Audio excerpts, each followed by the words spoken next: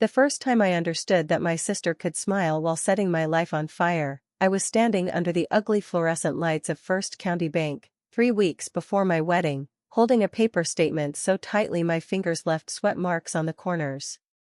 "Ma'am," the teller said gently, like I might be elderly or unstable, "the transfer was authorized through the online portal at 2:14 a.m. I looked down again, hoping numbers would behave differently the second time. Available balance, $318.09. 3 days earlier, that account had held a little over $32,000. Not trust fund money.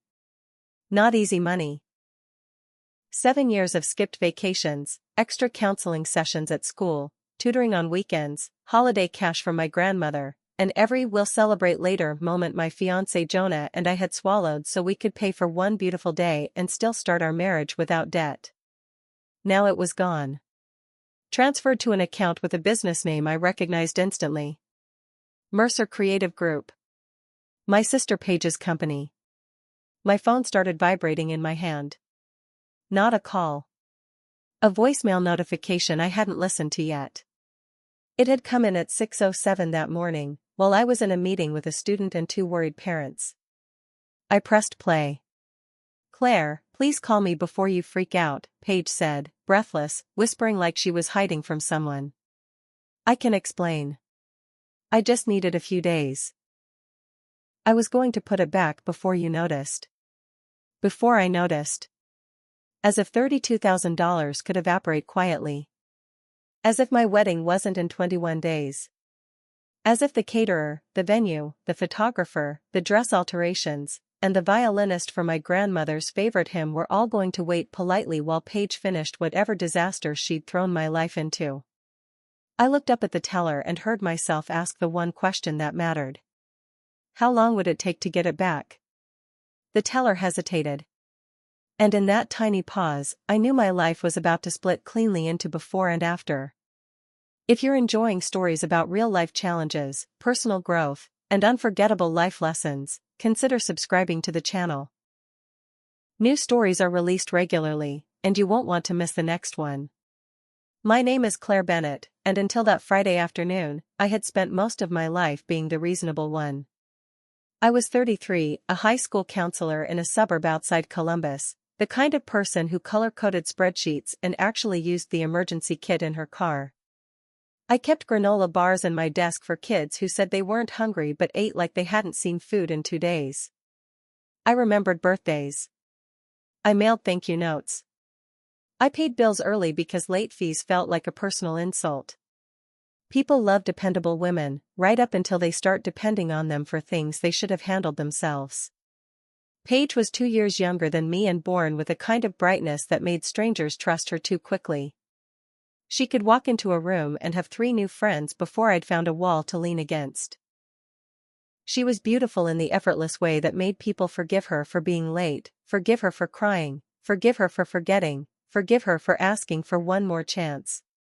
She had our mother's dimples and our father's talent for making promises sound real.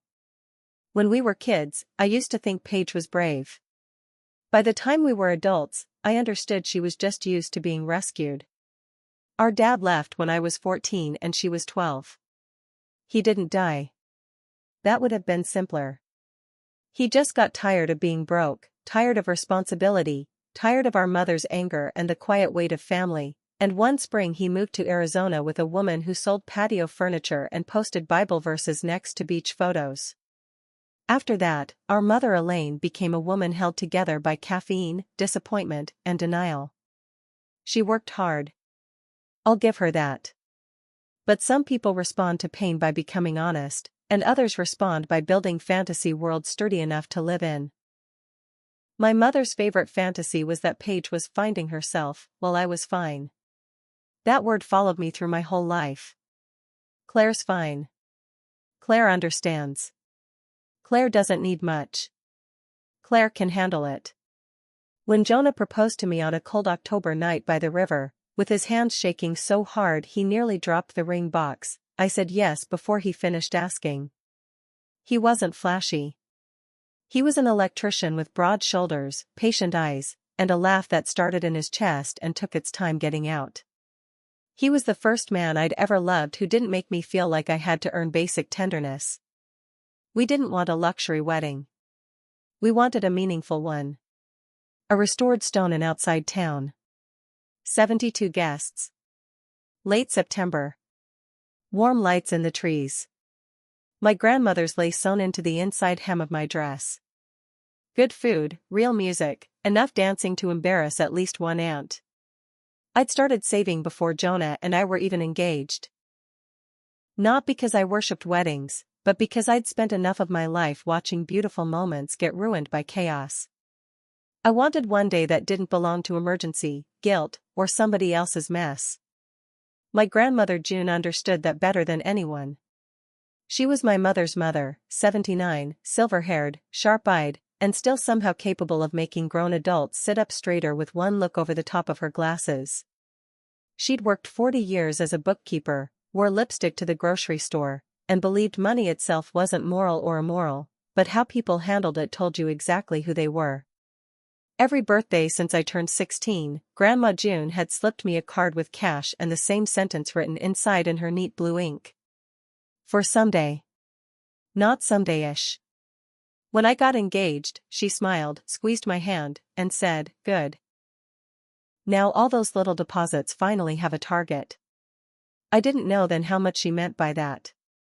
When I walked out of the bank that Friday, I sat in my car with the air conditioning blasting directly at my face and called Paige. She answered on the first ring. "Claire. Where are you? Can you please not do this over the phone?" "Funny," I said. "That didn't stop you from stealing over the internet." Silence. Then a long exhale. "I knew you were going to say it like that." "Like what? Accurately?" I borrowed it. My hand tightened around the steering wheel. "No, Paige. Borrowing involves permission. I was going to put it back." "When?" "Probably by next week." "Probably?" I laughed once, and it sounded nothing like humor. "My caterer's second payment is due Monday." "I know. You know. Claire, please. I had a cash flow issue. You had a crime issue." Her voice sharpened. "Can you not be dramatic for 1 second?" For 1 second. That was the moment something in me went cold. Not hot. Not hysterical. Cold. All my life, Paige had mistaken my restraint for weakness. She thought because I didn't scream, I wasn't serious. Because I cleaned up messes quietly, I didn't bleed from them. "Where are you?" I asked again. "At the studio." Her studio was a small event styling business she'd launched 2 years earlier after quitting her marketing job in a blaze of Instagram confidence and family applause. Paige designed balloon walls, baby shower setups, engagement backdrops, and those picture-perfect picnic proposals people paid ridiculous amounts for. When business was good, she posted filtered videos with captions about women building empires. When business was bad, she vanished for days and ignored everyone. I drove straight there. She rented a converted warehouse space downtown with white brick walls, fake greenery, and shelves full of labeled bins.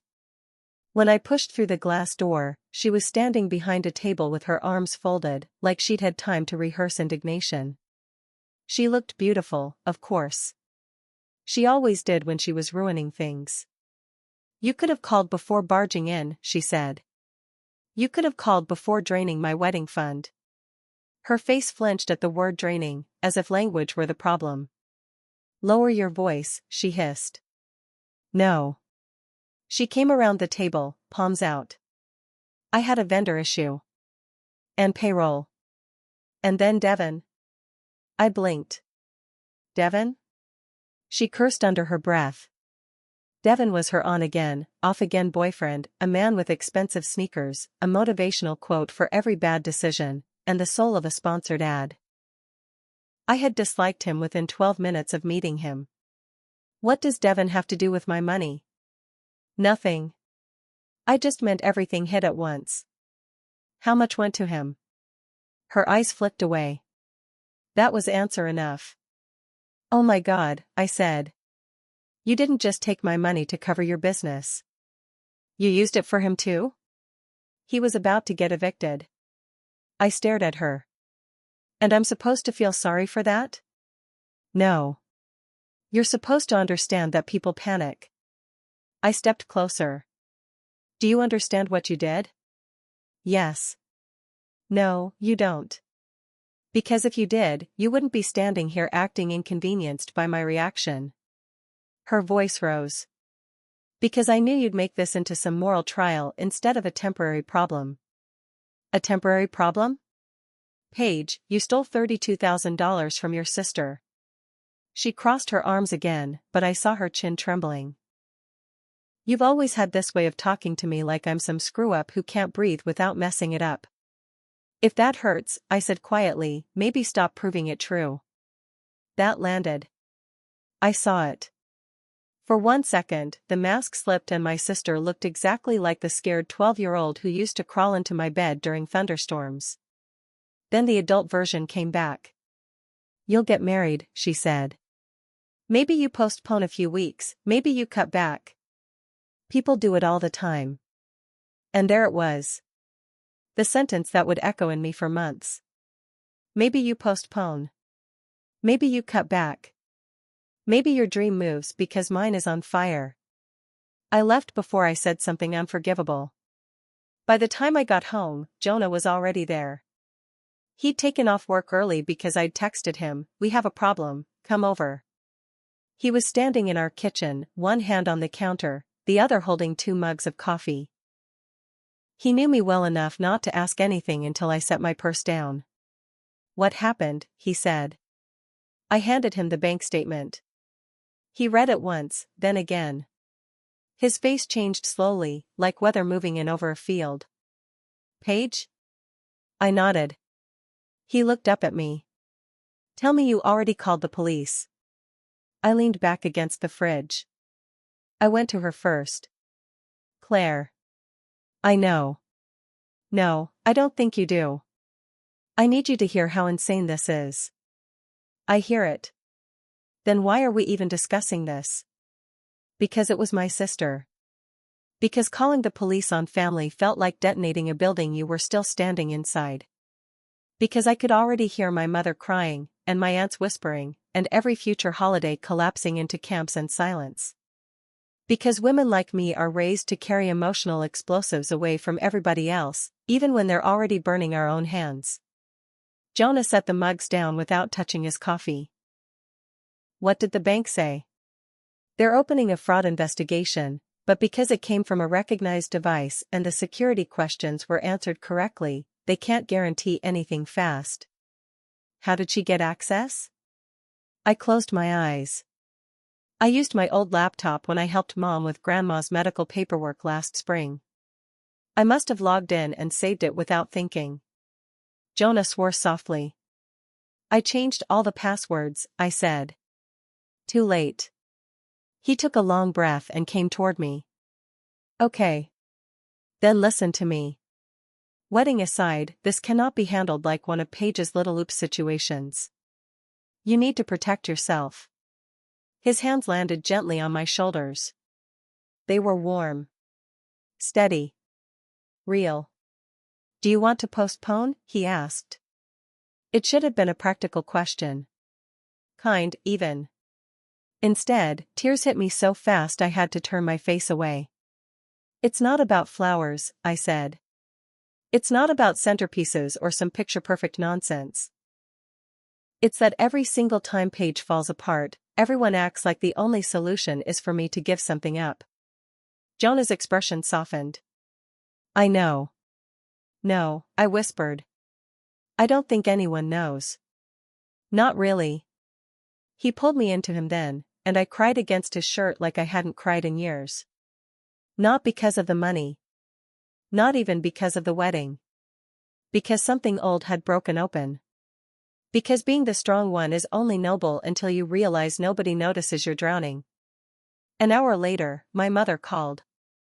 I answered on the 3rd ring because I needed those few extra seconds to decide whether I was still capable of civility. Hi, Mom. Paige told me what happened. Of course she had. I waited. My mother cleared her throat. She made a terrible decision. Yes. She's under a lot of pressure right now. I laughed in disbelief. You know what, I'm actually under some pressure too. Claire, don't start. Don't start? She panicked. Her business has been struggling for months. And your solution is what, exactly? To say it gently so it sounds less like theft? You are being harsh. The room blurred for a second. Harsh. Not robbed. Not betrayed. Harsh. Did you know? I asked. What? Did you know she was going to do this? No. She said it too quickly. I pushed off the counter. Mom. I knew she was desperate, she snapped. I did not know she would do something this stupid. So you knew she needed money and you didn't warn me? What did you want me to do, accuse your sister of being a criminal before she actually did anything? She did do something. My mother's voice dropped into that exhausted register she used when she wanted everyone to remember how hard her life had been. Claire, please. I'm asking you to take a breath before you make this worse. Worse than what? Worse than ruining your relationship with your sister forever. I felt my whole body go still. She took my wedding fund, I said. And you're worried I'll ruin the relationship? You know what I mean. No, I said. Actually, I don't. There was a pause. Then she said the sentence I think she'd been building toward from the start. Couldn't you just move the wedding back a little? I almost admired the audacity. Almost. Mom, I said, very carefully, if you ask me that again, I'm hanging up. Claire. I hung up. That weekend should have been my bridal shower. My best friend Tasha had planned it at a little wine bar with charcuterie boards and embarrassing games I'd already pretended to hate so she could enjoy surprising me with them. Instead, I spent Saturday morning on the phone with the bank, the venue, and 3 vendors whose voices all shifted subtly when I asked if payment deadlines had any flexibility. The venue manager was kind but firm.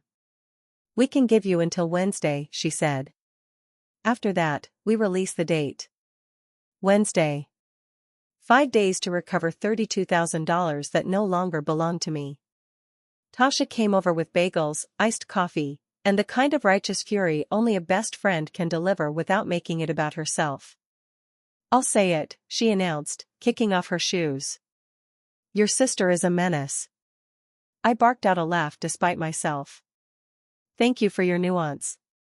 Anytime. Did you eat? No. Great. You're eating. She unpacked breakfast like she was setting up triage. Tasha had known me since sophomore year of college, back when we both worked at a bookstore and made fun of customers who treated memoirs like confession booths.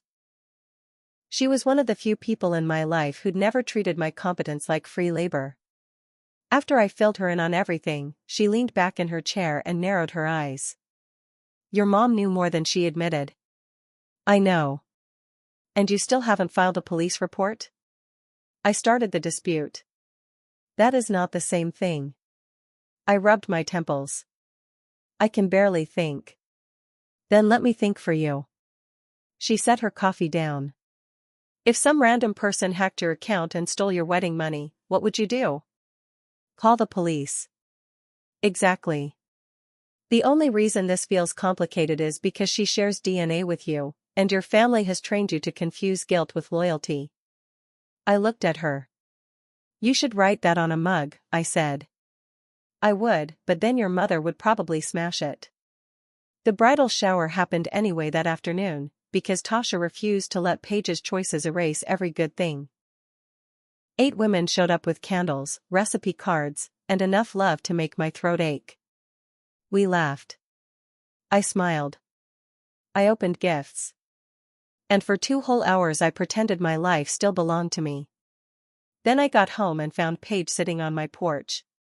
She stood when she saw me, smoothing the front of her cream sweater like this was some calm family visit. What are you doing here? I needed to talk to you in person. We already did that. Not really. I kept my keys in my hand. Say what you came to say. She glanced past me, toward the front window. Can we go inside? No. A flicker of anger crossed her face. You don't have to make me feel like a stray dog. I laughed once. Interesting choice of metaphor from the person who broke into my future. God, Claire, listen to yourself. Everything with you has to be this dramatic speech.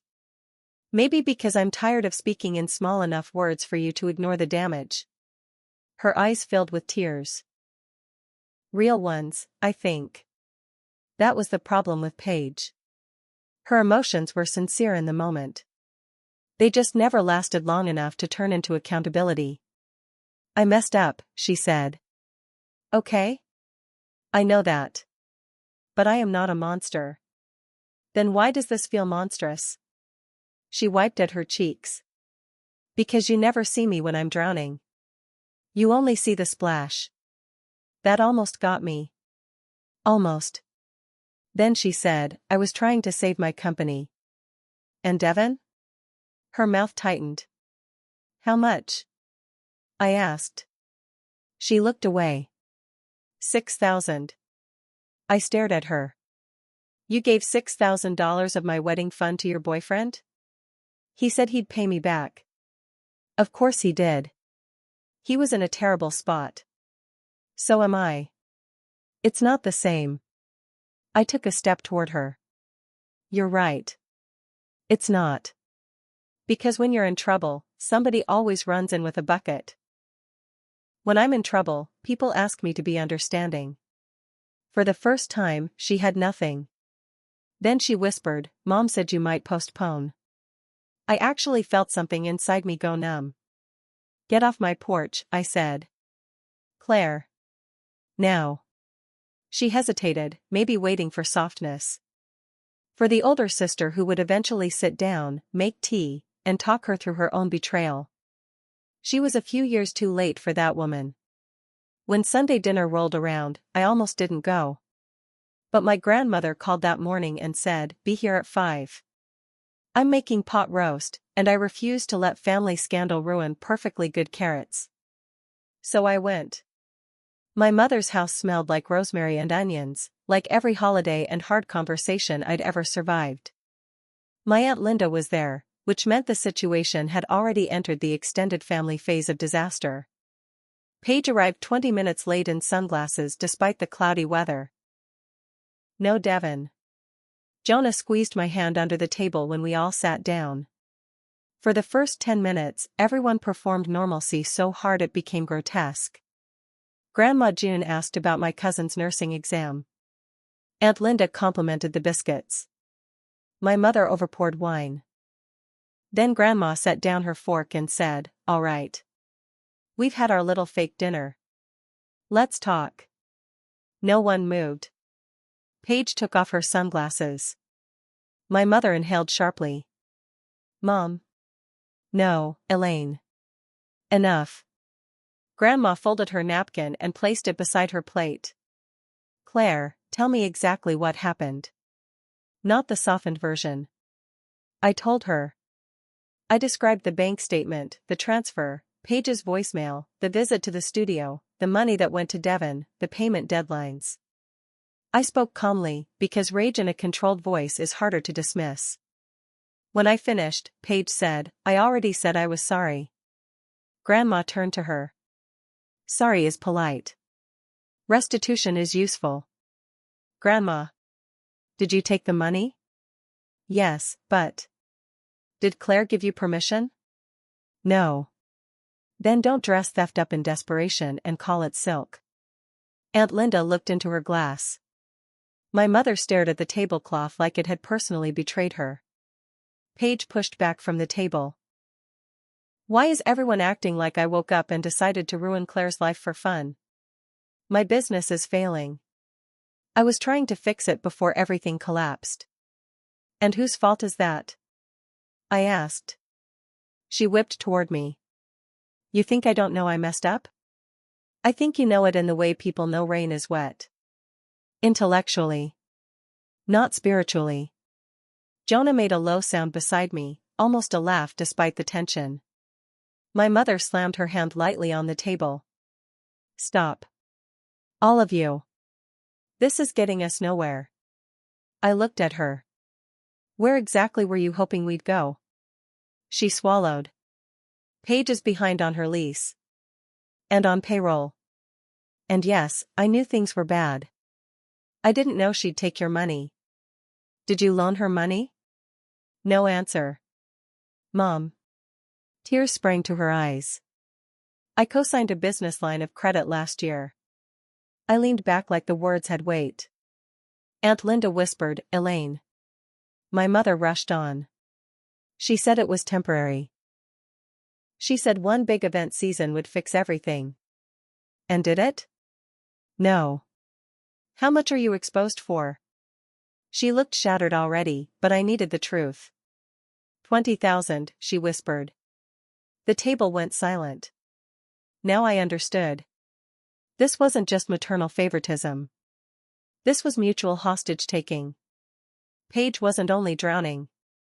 She had our mother tied to her ankle. Jonah spoke for the first time all evening. So let me get this straight. Paige steals Claire's wedding fund, and Elaine wants the wedding postponed because if Claire presses charges, it'll blow up the credit line too. My mother looked offended. No one said anything about charges. You didn't have to. Paige stood. I'm not staying for this. Grandma's voice stopped her cold. Sit down. It wasn't loud. It didn't need to be. Paige sat. Grandma took a sip of water and set the glass down with deliberate care. Paige, you need to repay every dollar. Not with speeches. With money. Claire, you need to decide what protections you're putting in place. And Elaine, you need to stop confusing love with rescue before you bury both your daughters under it. My mother looked like she might cry. Paige looked like she might run. I just felt tired.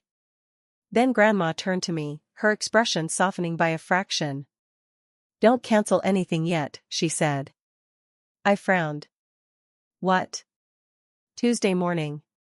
10 o'clock. Wear something decent and meet me at Delaney and Frost on Main. That's the law office you use. I'm aware. For what? You'll see. My mother said, Mom, what are you doing?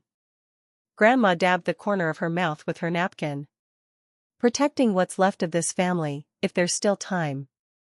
That night, after Jonah and I got back to my apartment, we stood in the kitchen in silence so long the refrigerator seemed loud. Finally he said, if your grandmother is involving lawyers, this is bigger than we thought. I know. He leaned against the counter. Claire. I need to say something, and I need you to hear it the way I mean it. I nodded. If we lose the venue, if we lose all of it, I will still marry you in your grandma's backyard, at City Hall, in a parking lot behind a Taco Bell, I don't care. But I cannot watch your family keep doing this to you while you call it complicated. That should have comforted me. Mostly it did. But there was something else under it. Exhaustion. Are you saying you don't want the wedding anymore? He looked stunned. No. I'm saying I don't want you bled dry before we get to it. I stared at him. Then he exhaled and raked a hand through his hair. Can I be honest? A part of me is relieved that maybe we don't have to perform this giant day for people who don't know how to show up for you. That hurt, not because it was cruel, but because it touched something I hadn't let myself say out loud. You think I care too much about the wedding. I think you care what it represents. What's wrong with that? Nothing. He came closer. Claire, I know you. This isn't about string lights and napkins. This is about getting one moment in your life that doesn't get hijacked. My eyes filled again, annoying and immediate. Yes, I whispered. That's exactly what it's about. He pulled me into his arms. Then fight for the right thing, he said. Not just the pretty version of it. Tuesday morning, I met Grandma June outside Delaney and Frost in a navy dress and low heels, looking like a woman headed to a job interview or an arraignment. Maybe both. Grandma wore a lavender blazer and pearl earrings. She looked better than she had on Sunday, which meant her anger had probably energized her. "You look pale," she said. "Good morning to you too. You'll live." Inside, a young receptionist offered us coffee, and 10 minutes later we were led into a conference room where Mr. Delaney, a silver-haired attorney I'd known since childhood, stood to greet us. "Claire," he said kindly. "Please sit." I did. My stomach was in knots. Grandma placed her purse on the table and clasped her hands. "I don't enjoy secrets," she said. "But sometimes secrecy is the only way to keep foolish people from burning through what they didn't build." I blinked. "Okay. After your grandfather died," she said, "I sold the land parcel outside Newark that nobody thought was worth anything. Turned out the developer disagreed." I stared at her. "I put the proceeds into a private investment account." Quietly. "Not because I wanted to deceive anyone, but because I know my daughter, and I know your sister, and I know what happens in families where one person saves and another person spends." "Grandma." Mr. Delaney slid a folder toward me. Inside was a statement. Account name, J. Harper Irrevocable Gift Trust. Current balance, $86,412.37.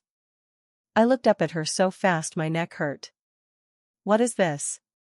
"A secret account," she said simply. "Or several, really, rolled into one. I matched a portion of what you saved for years. Birthday gifts. Christmas checks. The money from your graduation. Some from the land sale. Some from my retirement investments.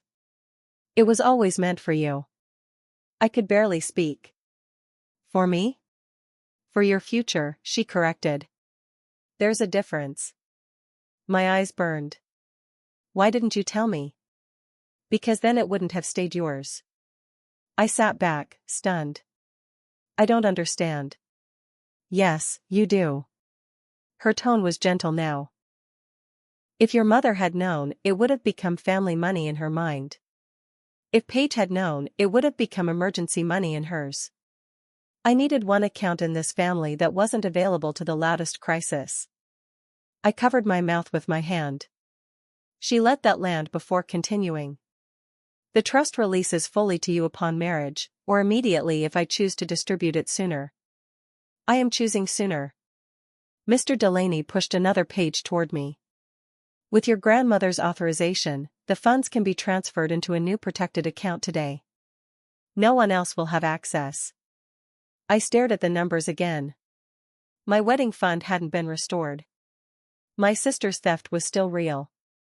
But suddenly the floor under me wasn't gone anymore. Then Grandma said the part that changed everything. "This money is not here to make what Paige did disappear." I looked up.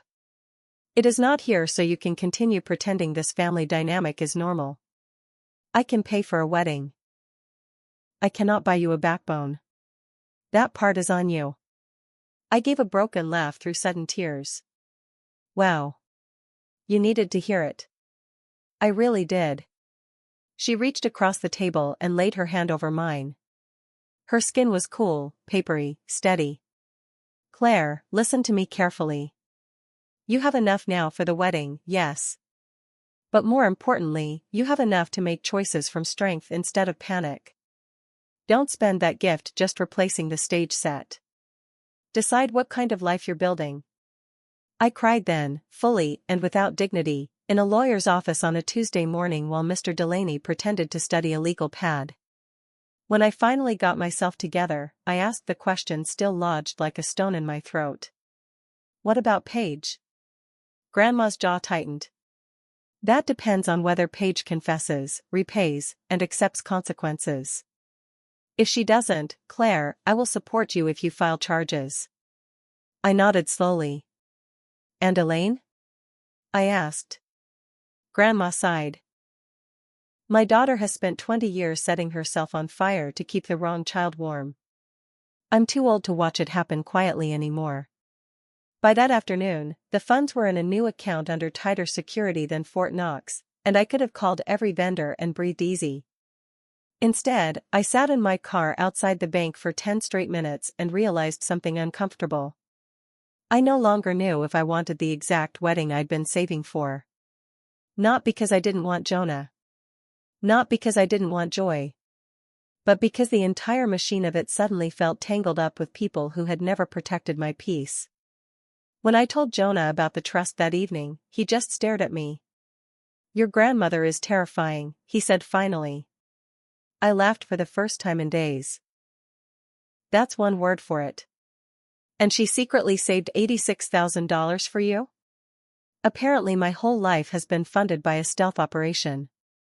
He pulled me into his arms and held me for a long moment. "I'm so relieved," he murmured into my hair. "Me too." But he felt my body stay tense. "What?" he asked. I stepped back. "I don't think I want to do it the same way anymore." His eyes searched mine. "The wedding?" "I don't know." I sat at the table and wrapped both hands around a glass of water. Part of me wants to march forward exactly as planned out of sheer stubbornness. Like, "No, you do not get to take this from me."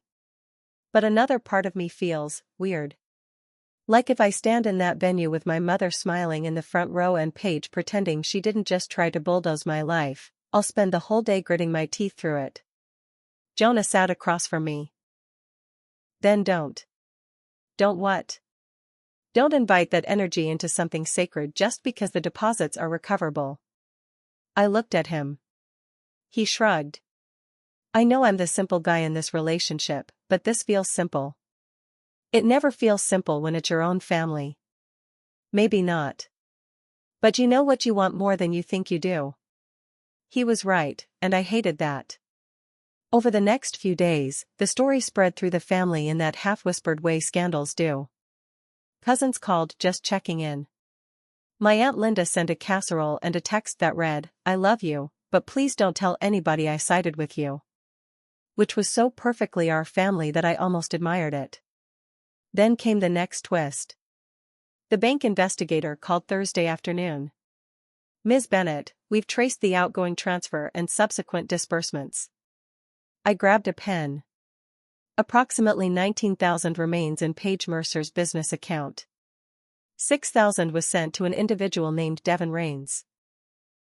Another $4,300 went toward a luxury apartment lease payment. $2,000 to a car note.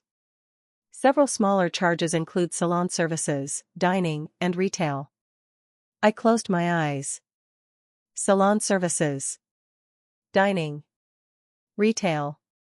Not all survival. Not even close. I thanked him, hung up, and sat very still. It shouldn't have mattered. Theft was theft. But something about hearing the breakdown peeled away the last layer of excuse. She hadn't just panicked and thrown money at payroll. She had used my wedding fund to preserve the appearance of her life. Not her life. The appearance of it. That evening, I went to my mother's house alone. She opened the door looking older than she had a week earlier. "Fear does that fast. Claire. We need to talk." She stepped aside. The house was quiet. Too quiet. "Where's Paige?" "At the studio." I laughed under my breath. Of course. Mom led me into the kitchen, and we stood across from each other like two women who had the same eyes and none of the same honesty. "The bank traced the money," I said. Her face changed. "You knew some of it wasn't business." She looked away. "She said she needed to stay afloat." "That is not an answer." "She said if everything started collapsing at once, she wouldn't recover." "So you knew?" My mother sat down heavily in a chair. "I knew she was behind on rent. And the car. And yes, I knew Devin was involved again. I didn't know every detail." "You knew enough to ask me to postpone my wedding." She started crying then, and for once it didn't move me the way it used to. "Do you think I wanted this?" she said. Do you think it feels good to watch one daughter fail and the other one hate me? I stayed standing. I don't hate you. She looked up, surprised. I just finally see you clearly. That hurt her more. Claire. No, listen. My whole life, you told yourself I was fine so you could justify giving Paige more. More slack. More money. More patience. More excuses. And every time I achieved something without making noise, it became evidence that I needed less. That's not fair. It's exactly fair. She covered her face. I was trying to keep us all together. No, I said quietly. You were trying to avoid the one conversation that would have required Paige to grow up. She dropped her hands and stared at me. What are you going to do? There it was. The real question. Not how are you? Not what do you need? What are you going to do? I haven't decided. Please don't ruin her life. I almost smiled from the predictability of it. Mom, I said, she was willing to ruin mine to protect her comfort. You need to think very hard about why that still makes you more afraid for her than for me. I left before she answered. The next morning, Paige showed up at my school. That was new. Low, even for her. The front office called down during my lunch period. Your sister is here. She says it's urgent. I should have told them no. Instead, 10 minutes later, I was sitting across from Paige in my tiny office, surrounded by college brochures, stress balls, and watercolor prints of encouraging quotes teenagers ignored. She looked tired. More tired than I'd ever seen her. Showing up here is inappropriate, I said. I know. I'm sorry. It was strange hearing her say sorry without immediate self-defense after it. What do you want? She sat forward, fingers twisting in her lap.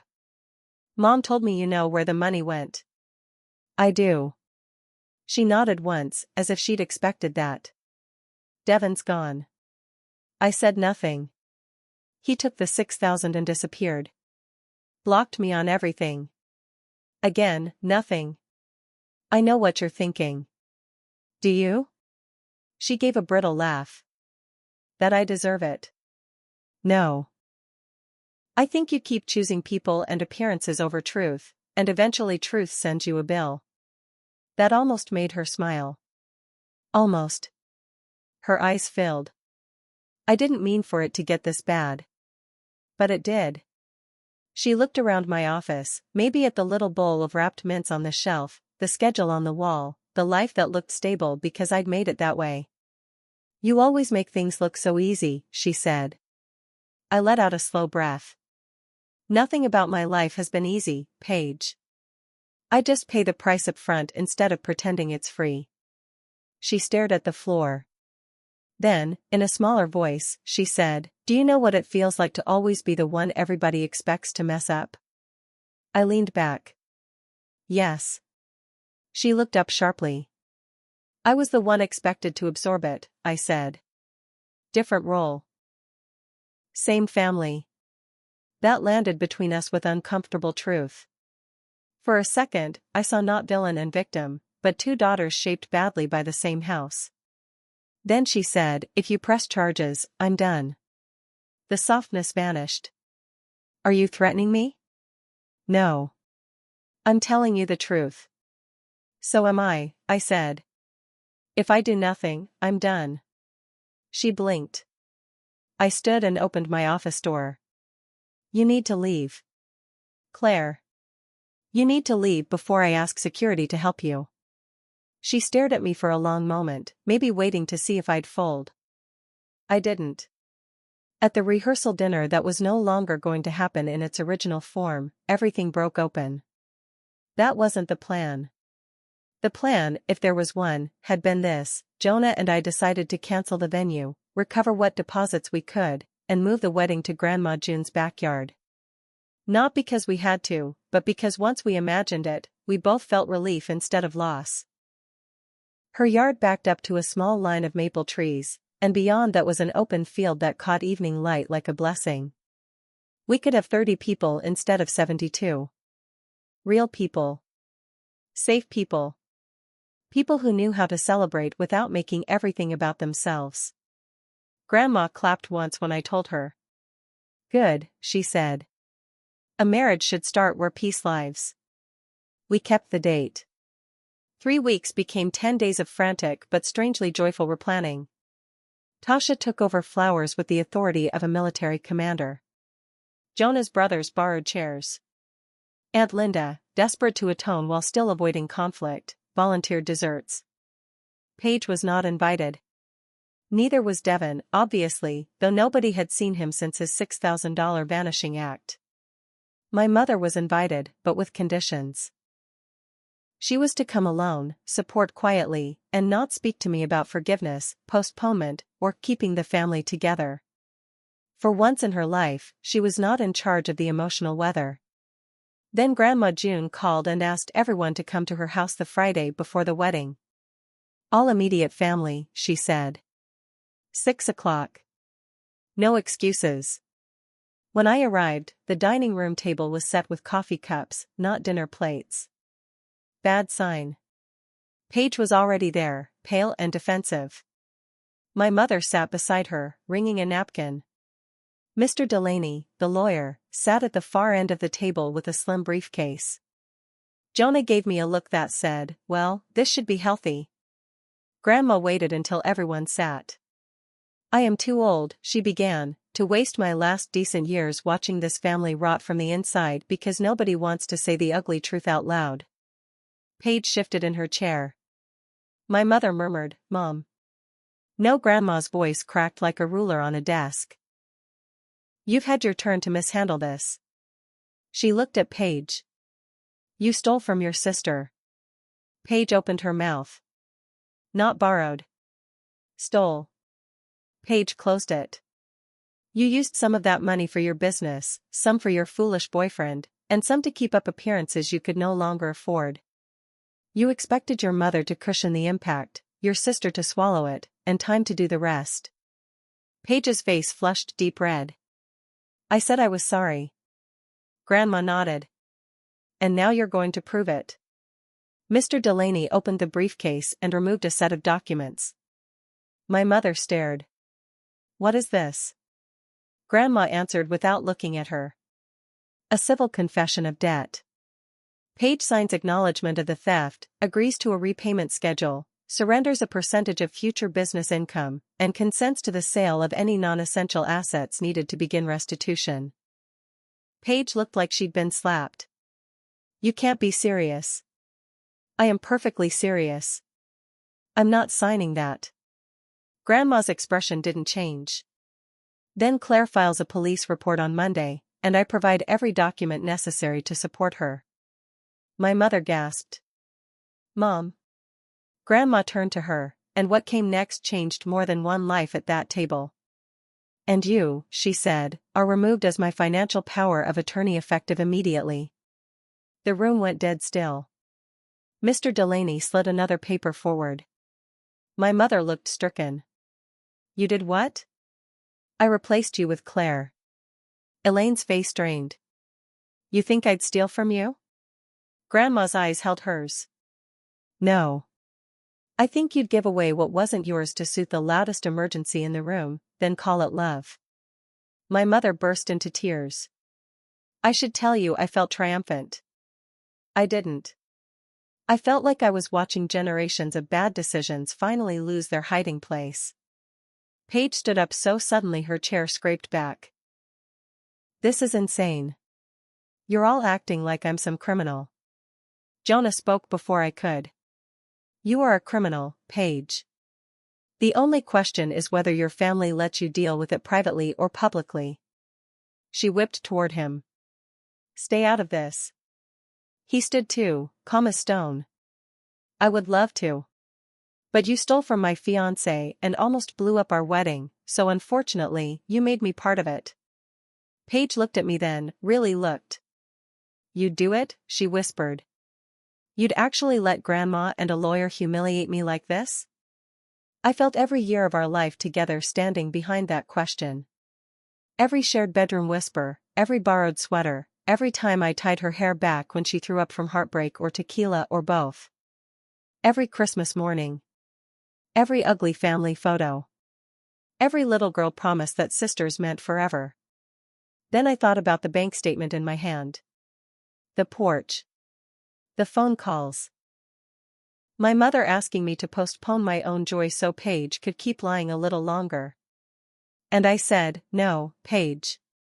You humiliated yourself. We're just refusing to participate in the cover-up. Her face crumpled. Not theatrically. Not manipulative. Just crumpled. That was the first moment I saw that consequences had finally reached her skin. She sank back into her chair. My mother whispered, please sign it. Paige stared at her in disbelief. You too? Elaine's voice shook. I can't save you from this one. That sentence came late. Years late. But it came. Paige looked at the papers again. Her shoulders started shaking before any sound came out. Then she cried. Deep, messy, angry crying that sounded more like grief than remorse. I don't know how it got this bad, she said. Grandma's face softened, but not enough to undo the truth. By inches, she said. That's how most ruin happens. For a long time, nobody moved. Then Paige picked up the pen. She signed. Not because she became noble in a single dramatic moment. People rarely do. She signed because every exit had finally closed. Afterward, when the papers were done and Mr. Delaney had left, Paige asked if she could speak to me outside. We stood in Grandma's backyard under the maple tree where I'd be married the next day. The chairs had already been set up in neat rows. White ribbon moved lightly in the evening breeze. Paige looked at them and laughed bitterly.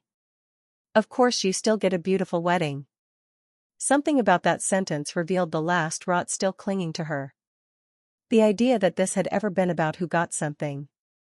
I almost didn't, I said. Not because of money. Because of you. She folded her arms. I signed. What else do you want? The truth. You have it. No. I have numbers. I looked at her. I want the real thing. Did you ever think about what this would do to me? She didn't answer. That's all I needed to know, I said. It wasn't like that. Then tell me what it was like. She stared out at the chairs. It was like every bill felt louder than the last one. Every person I owed wanted a version of me I couldn't keep being. Successful. Beautiful. Fine. And then I looked at your account, and all I could think was, Claire has enough. Claire will survive. Claire always survives. I let that settle. That's the cruelest thing anyone's ever said to me, I said quietly. She looked startled. I didn't mean. I know. That's what makes it cruel. Her eyes filled again. I was jealous. That, at least, was honest. Of what? I asked. My spreadsheets? Of being able to trust yourself. Her voice broke. You walk into a room and you know who you are. I walk into a room and become whatever version of me people want. I shook my head. No, Paige. You become whatever version gets you out of discomfort fastest. She flinched. Then, after a long silence, she said, Do you think we'll ever be okay? I looked at my sister, at the woman who had shared my childhood and shattered my trust, at the familiar face that suddenly felt like a stranger wearing history. I think maybe someday we'll be honest, I said. That would be a start. The wedding happened the next evening at sunset. And it was better than the one I'd planned. I know that sounds like the kind of thing people say to make peace with disappointment. It isn't. I mean it exactly. There were 32 chairs, not 72. My dress still fit. Tasha's flowers were wild and perfect and smelled like late summer. Jonah cried openly the second he saw me, which made half the guests cry too. My grandmother sat in the front row in a powder blue suit, spine straight, eyes fierce and shining. My mother came alone. She wore a simple green dress and no performance. No last-minute fussing, no tragic sighs, no making herself the center of the emotional frame. When I walked by her before the ceremony, she touched my hand and said, "You look beautiful." Then, after a pause heavy with everything we still hadn't fixed, "I'm sorry." I believed she meant it. That didn't solve everything. But truth, even late truth, is still truth. Paige did not attend. That was my decision. I wasn't ready to see her face while saying vows about trust. Jonah and I got married under the maple tree while the light turned gold around us. No ballroom. No dramatic entrance. No violinist, though Aunt Linda played recorded music a little too loudly from a Bluetooth speaker and somehow that made it sweeter. When Jonah promised to build a life where I never had to beg for peace, I had to stop him and ask for a second because I couldn't see through my tears. Everybody laughed. Then I said my vows, and for the first time in my life, I spoke in front of my whole family without trying to make my truth easier for them to hear. I choose you, I told him, because you do not confuse love with rescue. Because you don't ask me to disappear so someone else can stay comfortable. Because with you, peace is not something I earn after surviving chaos. It's where I'm allowed to live. Jonah cried harder at that, which only made me love him more. At the reception, which was basically dinner in Grandma's backyard under rented lights and borrowed tablecloths, people laughed from their actual stomachs. Kids ran through the grass.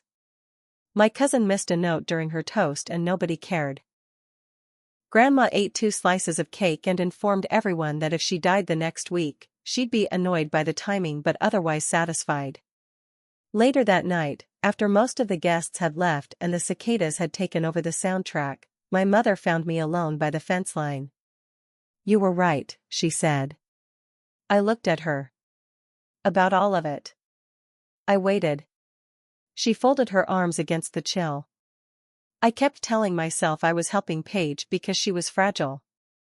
But I think a part of me needed her to need me. And you didn't. That was more self-awareness than I'd heard from her in years. "I did need you," I said. I just stopped asking. Her face broke in that quiet way some people's does when they finally hear the sentence they've been avoiding. "I know," she whispered. We stood there under the lights, mother and daughter, not healed, not reconciled in some neat movie-ending way, but finally facing the same direction. "Is there any chance," she asked, "that you and Paige—" "Not soon," I said. She nodded. "Fair." Then she said, "I'm starting therapy next week." That actually surprised me enough to laugh. "You?"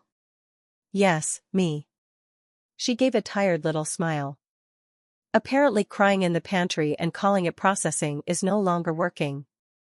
I reached for her hand, and after a second, she squeezed mine back. Paige moved out of her luxury apartment within a month. She sold her SUV, shut down the warehouse studio, and took a full-time events coordinator job at a hotel outside the city. Less glamorous. Steadier. She started making monthly payments exactly as outlined in the agreement, sometimes late by a day, but she made them. Grandma said, "Good. Let her discover the boring dignity of earning back what she broke." For a long time, Paige and I had only practical contact. Banking confirmations.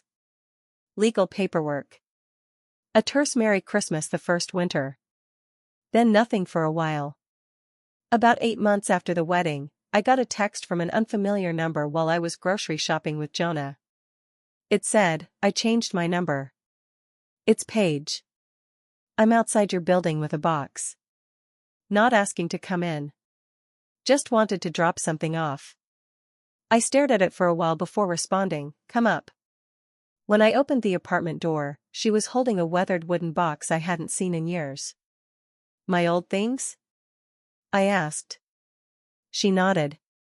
"Stuff from Mom's attic." I found it while helping her clean. We stood awkwardly in the hallway like 2 women at the edge of a language we used to speak fluently. "Do you want coffee?" I heard myself ask. She looked surprised. If that's okay. It wasn't forgiveness. Not yet. Maybe not even close. But it was a chair. Inside the box were little pieces of us. A camp photo where I was missing my front teeth and Paige had marker on her cheek. A friendship bracelet she'd made me when I was 10. My high school graduation program. A note in childish handwriting that read, "Claire will always protect me." I sat on the couch turning that paper over in my hand while Paige stood by the window. "I found that and almost threw up," she said. I looked up. "I used to think you protecting me meant I never had to grow up," she said quietly. "I didn't understand that every time I let you, I was stealing something." The room went silent. Then she added, "Not just money." There it was. Not redemption. But understanding. "I don't know what to do with us," I admitted. "You don't have to do anything yet," she said. I just needed to say it. That was the first honest conversation we'd had as adults. Not enough to erase what happened. Nothing could do that. But enough to start building something that had never existed between us before, a relationship without illusion. A year after the wedding, Paige made the final repayment on the original stolen amount. Not the lost deposits. Not the stress. Not the nights Jonah held me while I shook with fury and grief. Those things can't be invoiced. But the money, yes. Every dollar. She came to the house with a cashier's check and handed it to me without speechmaking. "I know this doesn't fix it," she said. "No," I agreed. "It doesn't." She nodded. Still. That was enough for that day. Grandma June lived long enough to see all of it. Long enough to watch Paige become boring in the best possible way. Long enough to watch my mother learn how to stop confusing guilt with love. Long enough to sit on my porch with a blanket over her knees and tell me, on more than one occasion, the secret account wasn't really about money, sweetheart. It was about giving one woman in this family room to choose. She died 3 years later in her sleep, with her lipstick still in the top drawer and her finances in immaculate order. At the reading of her will, she left Paige a smaller amount held in structured disbursements so she won't do anything idiotic with a lump sum, which made even the lawyer cough to hide a laugh. My mother inherited the house and a letter. I inherited the remaining balance of the trust, her recipe cards, and the sentence that matters most to me even now. Mr. Delaney read it aloud because Grandma, in death as in life, did enjoy theatrical efficiency. For Claire, who finally learned that love without boundaries is just permission for the selfish to eat first. That line lives in my kitchen now, framed beside our wedding photo. Because that was the lesson, in the end. Not that family can hurt you. Everybody already knows that. Not that money changes people. Most of the time, it just reveals them. The real lesson was harder and better than that. Being dependable does not mean being available for destruction. Being kind does not require being complicit. And loving someone deeply does not obligate you to protect them from the consequences of how they love you back. For years, I thought strength meant enduring. Then I learned strength also means refusing. Refusing to fund someone else's denial with your peace. Refusing to shrink your joy to fit inside another person's chaos. Refusing to call theft borrowing, neglect busyness, or manipulation family. The wedding fund came back. Not in the way I expected. What I got was better. I got a marriage that began in truth. I got a mother who finally started telling it. I got a sister who, after losing everything fake, slowly started building something real. And I got the kind of inheritance every woman deserves at least once in her life. The right to choose herself without apologizing. If this story resonated with you, let us know your thoughts in the comments. We'd love to hear your perspective. And if you enjoy meaningful stories like this, don't forget to subscribe for more.